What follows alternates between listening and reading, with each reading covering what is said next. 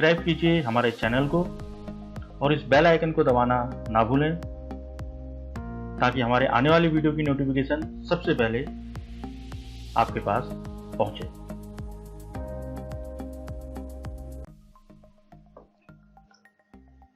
Good morning. आज हम कक्षा 11 के इतिहास विषय का पहले चैप्टर की शुरुआत कर रहे हैं, जिसका ये पहला वीडियो है। इस अध्याय का नाम है समय की शुरुआत से। तो इस चैप्टर में हम जानेंगे कि जो आधुनिक मानव है, इसका ये रूप कैसे अस्तित्व में आया, यानी कि जो इस समय हम आधुनिक मानव हैं, ये कैसे विकास इनका हुआ है और आज इस रूप में मानव पहुंचा है। इतिहासकारों का मानना है कि 56 लाख वर्ष पहले पृथ्वी पर कुछ ऐसे प्राणियों का उद्भव हुआ,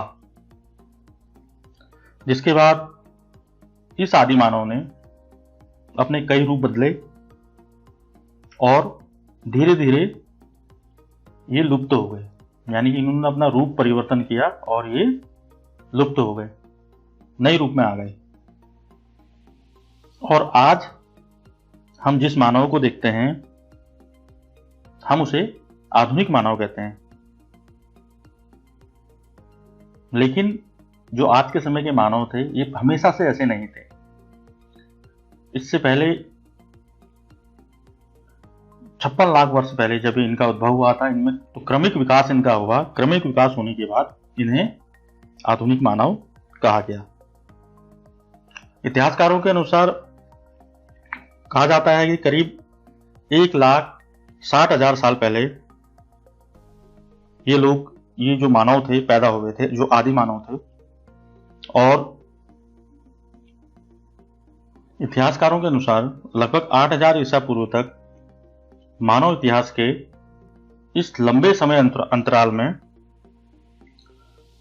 कई लोग दूसरों के द्वारा मारे गए होंगे या अपनी मौत खुद मरे होंगे। उस समय ये लोग प्राणियों के शरीर से, जो मरे हुए प्राणी थे, उनके शरीर से मांस निकालकर जानवरों का शिकार करके या पेड़ पौधों या कंद मूल फल और उनके बीजों को निकालकर अपना पेट इन चीजों से भरते थे।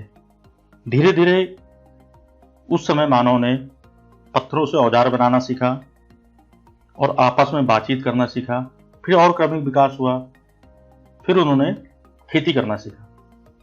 तो ये सब बातें हम अपने आने वाले लेक्चर में करेंगे, क्योंकि आज क्लास 11th की हिस्ट्री की किताब का यह पहला चैप्टर है। तो इसलिए आज हम अपना ये वीडियो कुछ छोटा ही बनाएंगे और कुछ साधारण सी बातें इतिहास के बारे में इसमें जानेंगे।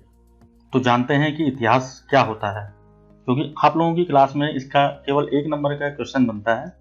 तो हम केवल अभी इस वीडियो में उतनी ही बात करेंगे। तो शुरू करते हैं कि इतिहास की जो परिभाषा है वो क्या है। इतिहास 2 शब्दों से मिलकर बना है, इति धन हास। तो संधि विच्छेद मैंने आपको बता दिया है, इति धन हास। इति का अर्थ होता है ऐसा ही और हास का अर्थ होता है हुआ होगा। तो इन दोनों को अगर हम मिला देते हैं तो हमारे पास वर्ड निकल कर आता है ऐसा ही हुआ होगा। तो इसे हम इतिहास कहते हैं। देखिए यहां पर लिखा भी है, इतिहास 2 अर्थों में किया जाता है। इतिहास का एक है प्राचीन अथवा विगत काल की घटनाएं, जो हमारी पहले की घटनाएं हैं, उसके बारे में जो विषय हमें जानकारी देता है उसे हम इतिहास कहते हैं। दूसरा, पूर्व में जो घटनाएं घटित हो चुकी हैं उनके विषय में धारणा या उनके विषय में जानकारी प्राप्त करना, ये होता है इतिहास। ठीक है। इतिहास शब्द के बाद जो अभी मैंने आपको बता दिया, ये 2 शब्दों से मिलकर बना है, इति धन हास। इसका एक और अर्थ होता है यह निश्चय था। इसका जो दूसरा अर्थ है एक तो मैंने आपको बता दिया कि ऐसा ही हुआ होगा, दूसरा यह निश्चय था, इसका जो दूसरा अर्थ है। जो ग्रीस के लोग थे वो इतिहास के लिए हिस्ट्री नाम का एक शब्द यूज करते थे। आपको बता दिया कि इतिहास के लिए वो हिस्ट्री नाम का वर्ड यूज करते थे ग्रीक के जो लोग थे। और हिस्ट्री का शाब्दिक अर्थ होता है, हिस्ट्री का शाब्दिक जो अर्थ है वो होता है बुनना, यानी किसी चीज को बुनना या किसी चीज को सूत्रबद्ध करना। तो इन सब चीजों को ध्यान में रखते हुए इतिहास के बारे में कहा गया है कि ज्ञात जो हमें घटनाएं जो हमें ज्ञात हैं उनको एक व्यवस्थित ढंग से बुनकर एक ऐसा चित्र उपस्थित करने की कोशिश की जाती है जो सार्थक और सुसंबद्ध हो, यानी कि एक क्रमिक रूप से हो। तो इतिहासकारों ने जितनी भी पहले के बारे में बताया, आदि मानव के बारे में बताया, वो सब उन्होंने कैसे बताया? उन्होंने जमीनों को खोदा, वहां जहां से उन्होंने जीवाश्म प्राप्त किए, जीवाश्म प्राप्त करने के बाद उनको व्यवस्थित ढंग से रखा और उनको बुना मतलब क्रमिक रूप से उनको सूचीबद्ध किया और उसके बारे में जाना और फिर उसके बारे में बताया। तो यही क्या है? इतिहास। तो काफी छोटी यहाँ पर डेफिनेशन में हम इतिहास के बारे में हमने जाना। अगर हम इसके बारे में बात करेंगे तो बात काफी लंबी चली जाएगी, तो हम अपना टॉपिक इतिहास क्या है यहाँ पर हम इसको रोक देते हैं। और आप लोगों का कक्षा 11 में अक्सर पूछा जाता है कि इतिहास की परिभाषाएं बताइए, इतिहास की परिभाषा बताइए। तो आप इतिहास के बारे में 1 नंबर का जो आपका क्वेश्चन है इसमें लिखेंगे कि इतिहास 2 शब्द इति धन हाथ से मिलकर बना है, जिसका अर्थ होता है ऐसा ही हुआ होगा, या इसका एक दूसरा अर्थ है यह निश्चय था। ठीक है, ज्यादा हम इस पर बात नहीं करेंगे। अब हम आगे चलते हैं कि इतिहास के पिता कौन थे, इतिहास के जनक, यानी कि जो आप लोगों का विषय है इतिहास, इसके जनक कौन थे। तो ये आपके सामने भी एक इमेज आई है। इन्हें इतिहास के पिता या इतिहास का पिता भी कहा जाता है। इतिहास के पिता या इतिहास का पिता, फादर ऑफ द हिस्ट्री। तो ये एक ग्रीक इतिहासकार हैं जिनका जन्म 5वीं शताब्दी ईसा पूर्व फारसी साम्राज्य हेलिकर्नासस, वर्तमान जो बोड्रम तुर्की में है, वहां हुआ था। इनका नाम था हेरोडोटस। जो हिस्ट्री शब्द है यह एक ग्रीक शब्द है, ग्रीक शब्द हिस्टोरिया से बना है, जिसका अर्थ होता है क्वेश्चना या घूम कर ज्ञान प्राप्त करना। तो इनका जो नाम है यह हेरोडोटस विश्व के ये पहले इंसान थे जिन्होंने वास्तविक इतिहास के लेखन की नींव डाली, और इन्होंने स्वयं व्यक्तिगत रूप से इतिहास की सामग्रियों का संकलन किया और उसकी सत्यता की जांच की और उसको जीवंत लेखन के रूप में डाला। तो ये इतिहास के पिता हैं। सब लोग इसको, आप लोग उसको नोट कर लीजिए, काफी बार प्रतियोगिता परीक्षा में भी पूछा जाता है कि इतिहास के पिता कौन है, इतिहास के जनक कौन है। तो हेरोडोटस हैं इतिहास के पिता।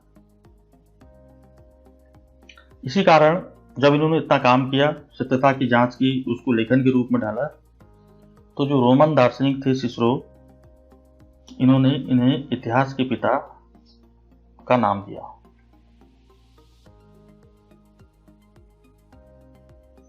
तो ये जो इमेज है, इस इमेज में हम देखेंगे कि जो आधुनिक मानव था ये अपने इस रूप में कैसे आया। तो चित्र में आप देख रहे होंगे, आपने देखा कि पहले बंदर या भालू जैसा कोई है, इसके बाद इनका क्रमिक विकास हुआ और लास्ट में आधुनिक मानव का जन्म हुआ, या आधुनिक मानव परिवर्तित होकर आधुनिक मानव बना। तो अपने अगले जो लेक्चर इस वीडियो के बाद जो मैं अपलोड करूंगा उसमें हम बात करेंगे इनके इस क्रमिक परिवर्तन के बारे में, कि प्रारंभिक जो मानव था, प्रारंभिक मानव, ये वाली इमेज देखेंगे, यहाँ से हम इसकी शुरुआत करेंगे।